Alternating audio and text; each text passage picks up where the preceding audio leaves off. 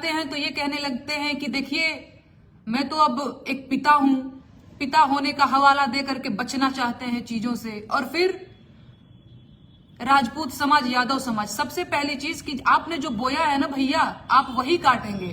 आप कहते हैं कि आप एक पिता हो चुके हैं और आपकी बेटी के लिए इस तरह के गंदे गीत गाए जा रहे हैं, ये सारी चीजें हो रही हैं। भैया आप एक बात बताइए, शुरुआत किसने किया?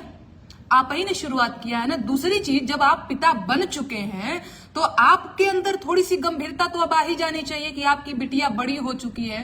वो hi guys, welcome back in Yadav family channel.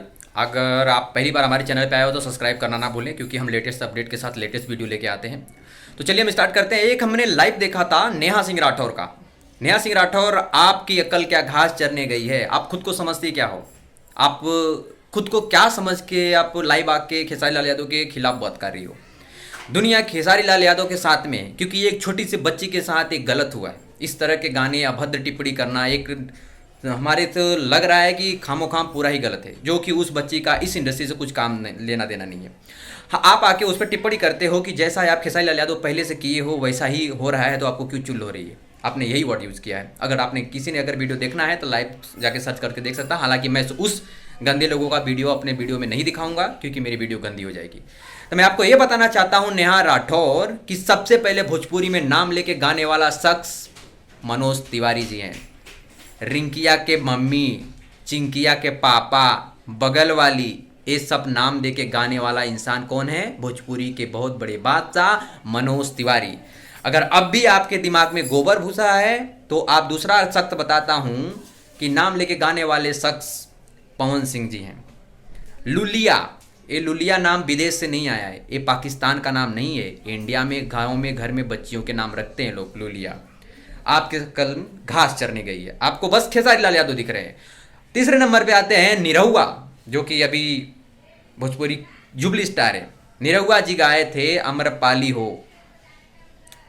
अगर आपके पास थोड़ा भी सेंस होगा, अगर घुटने में सेंस नहीं होगा, दिमाग में होगा, यहाँ पे होता है दिमाग, शायद आपको पता नहीं, मैं बता रहा हूँ, तो सर्च करके देख लेना। अम्रपाली किसी का नाम नहीं है क्या?